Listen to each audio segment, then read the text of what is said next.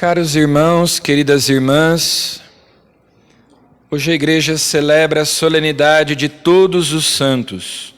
Na verdade, essa solenidade é celebrada no dia 1º de novembro, mas aqui no Brasil ela é transferida para o domingo, porque não é feriado e é uma solenidade importante. Então, como outras, ela é transferida para o domingo seguinte.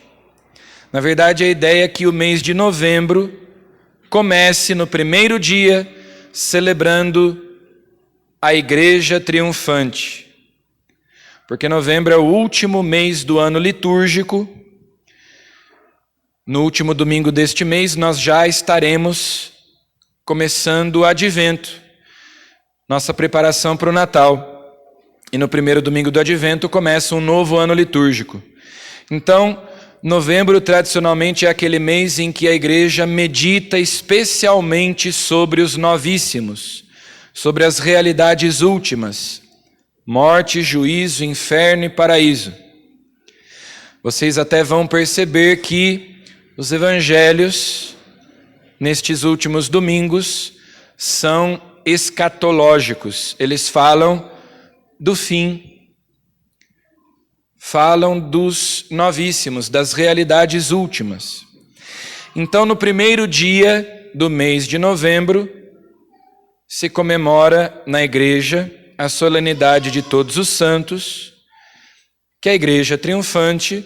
No dia 2, a igreja padecente. Rezamos pelas almas do purgatório. E nos lembramos também de que nós somos a igreja militante. E assim nós nos lembramos da comunhão dos santos, que nós dizemos sempre no credo. Creio na comunhão dos santos. O que significa essa comunhão dos santos? Que todos os membros da igreja, incorporados a Cristo pelo batismo, estão unidos, interligados, porque nós somos membros de um mesmo corpo, de um único corpo. Então, a igreja triunfante, a igreja celeste, os santos de Deus intercedem por nós, porque um dia eles já estiveram aqui na terra também peregrinando, também um dia eles fizeram parte da igreja militante, e agora eles fazem parte da igreja triunfante porque eles venceram, triunfaram, alcançaram uma santidade perfeita, contemplam a face de Deus no céu. Nós, por nossa vez, intercedemos pela igreja padecente, pelas almas do purgatório, que são aqueles que morreram em estado de graça, mas ainda não tinham alcançado a santidade suficiente, a santidade necessária para contemplar a face de Deus no céu, e estão ali passando por uma última purificação, mas são também almas santas, bem-aventuradas, benditas, porque as almas do purgatório não pecam mais, elas não correm mais o risco de se perder, de se condenar. Elas estão salvas, mas ainda não são santas, que são duas coisas diferentes. Uma coisa é ser salvo, outra coisa é ser santo.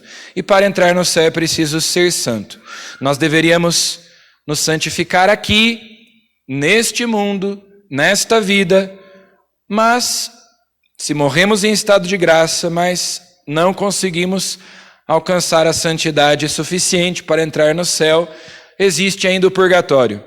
Então, neste mês de novembro, nós meditamos sobre os novíssimos, sobre as realidades últimas, morte, juízo, inferno e paraíso, sobre esse mistério da comunhão dos santos, os 3 estados da igreja: igreja triunfante no céu, igreja padecente no purgatório, igreja militante, igreja peregrina na terra, nós que estamos caminhando para a verdadeira pátria. E hoje nós não comemoramos, nós não celebramos apenas os santos canonizados pela igreja, aqueles que foram elevados à honra dos altares, Santa Luzia, Nossa Senhora, mas todos os santos, portanto, também os santos anônimos, aqueles cujos nomes nós não conhecemos, que são todos os que estão no céu. Todos os que estão no céu são santos. Os que estão no purgatório também são santos, embora ainda precisam progredir mais na santidade. Ainda precisam de uma última purificação. E nós que estamos aqui na terra, nós, igreja peregrina, igreja militante, também somos santos. Se nós estivermos em estado de graça, se você está em estado de graça, ou seja, em estado de amizade com Deus, você também é santo. São Paulo, nas suas cartas, não tinha escrúpulo de chamar de santos os cristãos, os batizados, porque no batismo nós recebemos a graça santificante.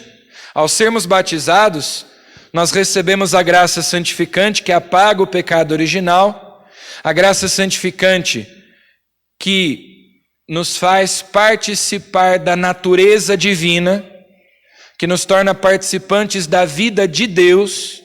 Deus vem habitar em nós pela graça do batismo. Então, se nós temos a graça santificante, quem está em estado de graça é santo. Uma santidade imperfeita, sim. Enquanto nós estamos nesse mundo, nós podemos ainda perder a salvação, perder a graça, perder a nossa alma até. Mas nós estamos militando, nós estamos lutando, combatendo, em guerra contra os inimigos da nossa salvação, a carne, o mundo e o diabo.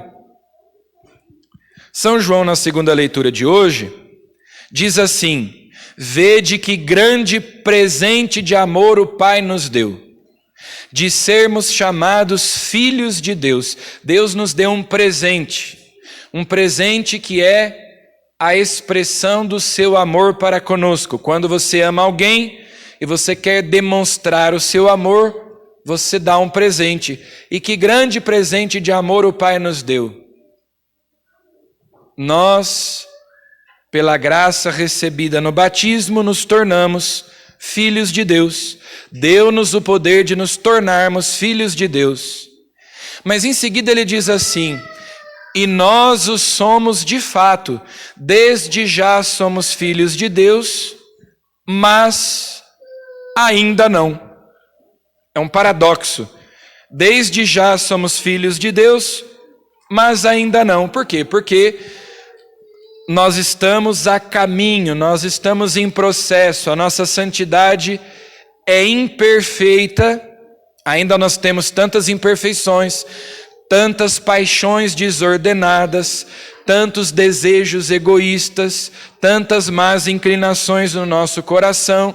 Nós, muitas vezes, até caímos em pecado mortal, perdemos a graça santificante. Daí precisamos da confissão, da absolvição sacramental, para recuperarmos a graça santificante. É uma luta. Por isso, igreja militante, igreja que milita. Desde já somos filhos de Deus, mas ainda não se manifestou que seremos plenamente. Porque quando nós estivermos no céu contemplando a face de Deus, ele diz: nós o veremos tal como ele é, e então nós seremos semelhantes a ele. A santidade é a obra que o Espírito Santo vai realizando em nós, de configuração a Cristo. O Espírito Santo vai gerando e formando Cristo em nós. O Espírito Santo é o santificador. O fogo do amor divino vai nos purificando dos nossos pecados, depois vai nos cumulando de dons, nós vamos progredindo na virtude, até chegarmos ao matrimônio espiritual, à união íntima da nossa alma com Deus. O Espírito Santo cola a nossa alma com a de Jesus. E daí nós poderíamos dizer, como São Paulo, quando nós chegarmos a essa união íntima com Jesus, eu vivo, mas não eu, é Cristo que vive em mim. Então o Filho de Deus se fez homem para nos divinizar. Nós católicos cremos na santidade, nós cremos que o Espírito Santo, a graça de Deus, pode regenerar o homem. Diferentemente do que acreditam os protestantes, os nossos irmãos evangélicos, Deus nos torna justos. Deus não nos declara justos apenas. Não é uma questão jurídica. A graça não é um véu que esconde os nossos pecados. Quando uma pessoa abre o coração à graça de Deus, ela é regenerada, ela é transformada. Deus a diviniza, a eleva acima da sua natureza. E nós sabemos que isso é possível porque nós temos os santos, que são exemplo disso, são modelo disso. Dessa obra de regeneração, de configuração a Cristo que o Espírito Santo realizou neles. Um santo é alguém que amava Jesus com um amor tão apaixonado, com loucura, com amor extremo, que foi consumido pelo fogo do amor de Deus, que foi totalmente possuído por Deus, impregnado da graça de Deus. E a Igreja Católica nos ensina, sobretudo a partir do Concílio Vaticano II, que essa é a vocação universal dos batizados.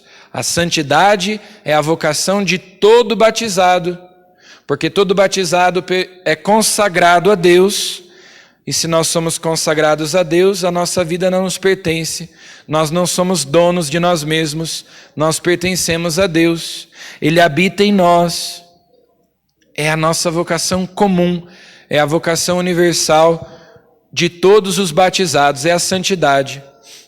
Então São João no Apocalipse, na primeira leitura, descreve para nós a Jerusalém celeste, a igreja triunfante, uma multidão de gente vestida de branco, glorificando a Deus, gente de todos os povos, línguas, raças, nações, porque a igreja é católica, ela é universal. Deus faz santos, pessoas de todos os tipos.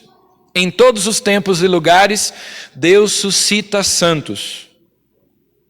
Essa é a vontade de Deus a nosso respeito, a nossa santificação.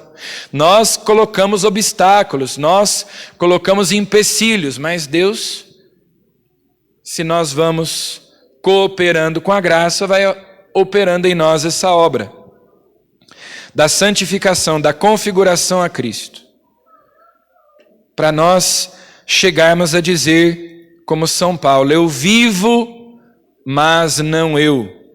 É Cristo que vive em mim. Deus infinitamente perfeito e bem-aventurado em si mesmo nos criou para nós participarmos da sua vida bem-aventurada, da bem-aventurança eterna, da felicidade eterna. Então Jesus no Evangelho de hoje nos aponta o caminho da felicidade, não apenas neste mundo, mas também no outro, a felicidade que não tem fim, a felicidade que não acaba, a felicidade eterna. É o caminho das bem-aventuranças. Se eu quiser ser feliz, se eu quiser me salvar, se eu quiser me santificar, eu tenho que fazer isso que Jesus disse no Evangelho. Eu tenho que trilhar esse caminho. Os bem-aventurados são pobres em espírito, são misericordiosos, são mansos, têm fome e sede de justiça. Lembrando que a palavra justiça na Bíblia, sobretudo no Novo Testamento, é sinônimo de santidade. Tem fome e sede de santidade. Os puros de coração, os que promovem a paz, os que são perseguidos por causa da justiça. Essas são características dos santos. Inclusive, quando a igreja canoniza alguém, numa etapa do processo, essas pessoas são chamadas de bem-aventurados, de beatos, né? Então, no começo, a pessoa é declarada servo ou serva de Deus, depois venerável, depois beato ou bem-aventurado e finalmente santo. Esse é o caminho que Jesus indica no Sermão da Montanha, nas bem-aventuranças que nós ouvimos. É o caminho da felicidade, é o caminho da santidade. Para ver a Deus é preciso ser puro de coração. Ser pobre em espírito, misericordioso, ter todas essas características que o Evangelho diz. Santa Teresa de Jesus, que também é conhecida como Santa Teresa d'Ávila, certa vez estava andando no claustro do Carmelo, do convento onde ela morava. As carmelitas são religiosas de clausura, ninguém entra e ninguém sai da clausura. E ela, andando pelo claustro, viu uma criança, viu um menino. E ela estranhou que tivesse uma criança dentro do claustro, foi se aproximando e quando ela chegou mais perto, o menino se virou para ela e disse: "Quem é você?" Ela disse: "Eu sou Teresa de Jesus. E você, quem é?" Ele disse: "Eu sou Jesus de Teresa." Essa é a santidade. Eu sou do meu amado e meu amado é meu. Eu sou de Jesus e Jesus é meu. Eu sou um com Ele. Eu estou tão intimamente unido a Ele que Ele é a minha vida. Ele é o meu tudo, todos os meus pensamentos, todos os meus sentimentos, desejos, emoções, tudo está ordenado para Ele. Mas isso é um processo, isso é um caminho. Começa lá no dia do nosso batismo, com a graça santificante. Desde já somos filhos de Deus. Desde já somos santos, somos bem-aventurados. Mas de modo imperfeito, ainda não se manifestou plenamente aquilo que haveremos de ser. Se nós perseverarmos na graça, então Deus nos dará a coroa da glória, o convívio dos eleitos. Então vamos pedir a Jesus que nos dê o seu Espírito, para nós aprendermos a amar Jesus como os santos amaram, que um dia nós também possamos percorrer as ruas de ouro da Jerusalém celeste. Amém.